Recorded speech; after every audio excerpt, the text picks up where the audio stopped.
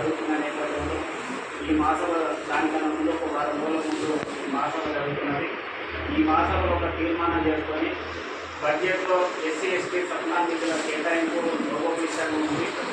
మన మన అంటే మన సంఖ్యకు లేదా మన ప్రాంత అభివృద్ధికి తగ్గట్టు గతంలో బడ్జెట్లో కేటాయింపులు జరిగినా అవి విస్తృతంగా మన వాడలో మన అభివృద్ధికి ఉపయోగించాలి.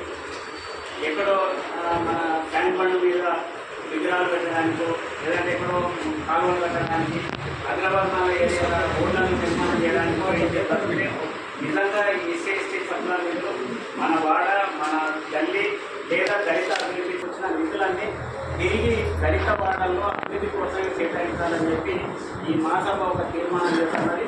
ఈ తీర్మానాన్ని మీ ముందు చెప్తున్నాం కాబట్టి ఈ తీర్మానం చేయడమే కాదు డేటు అనేది చెప్పాల్సి ఉంది.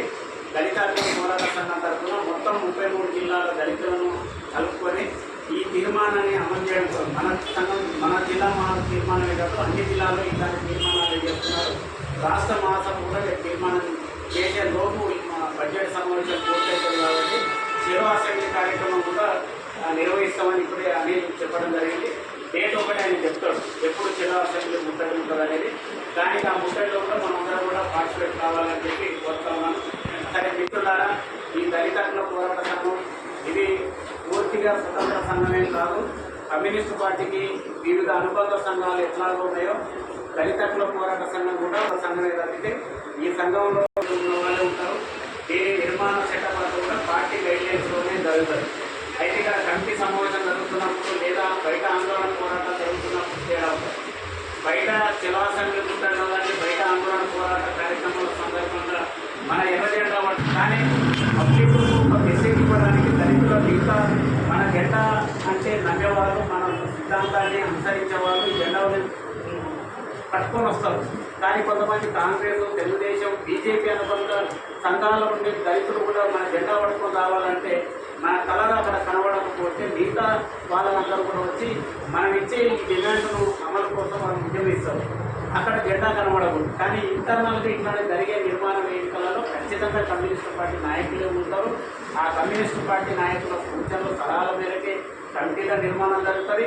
ఈ కమిటీ రూపకల్పనంతా కూడా కమ్యూనిస్టు పార్టీ జిల్లా పార్టీ సూచించిన విధంగానే నిర్మాణం జరుగుతుంది. కాబట్టి ఇది నిర్మాణ వేదిక కాబట్టి మనం మాట్లాడుకుంటున్నాం. అయితే గతంలో మనం 2 సార్లు ఏ సంఘం మాట్లాడిన 3 సార్లు జరుగుతుంది. ఈ సంఘం మాట్లాడు 3 సార్లు జరిగింది నాకు తెలిసి. అయితే అధ్యక్షులను ఇద్దరిని మార్చడం జరిగింది. ఎందుకంటే ప్రధాన కార్యదర్శి స్థిరంగా నిటారుగా ఉన్నాడు, పనిచేస్తున్నాడు. అధ్యక్షుడికి వస్తున్నాడు, అక్కడ ఉంటున్నాడు. అంటే పెట్టేటప్పుడే దాన్ని మనం ఆచి గురించి పెట్టకుండా కేవలం ముఖం చూసి ఆ నాయకులు ప్రమోట్ చేసేదని పెట్టడం ద్వారా ఏమైతే అంటే తిరిగి మళ్ళీ అదేవిధంగా ఆ ప్రధాన కార్యదర్శి ఒక్కడే ఉంటాడు, అధ్యక్షుడు ఉండకపోతే ఒక బండి 2 పైలు నడవాలంటే 2 సమానంగా నడవాలి. ఒకటి మూలను వాడుకుంటూ ఒకదాంతో దునలేము. ఇది కూడా అంటే ప్రధాన కార్యదర్శి అధ్యక్షుడు ఇద్దరు ఉంటే సమానం ఉంటే ఈ సంఘం నిర్మాణం జరుగుతుంది. కాబట్టి ఇప్పుడు పెట్టే నాయకత్వం కూడా ఆ పద్ధతిలో విలువైన పద్ధతులుగా సూచనలు చేసి పెట్టే ప్రయత్నం చేద్దాం. అయితే ప్రధాన కార్యదర్శి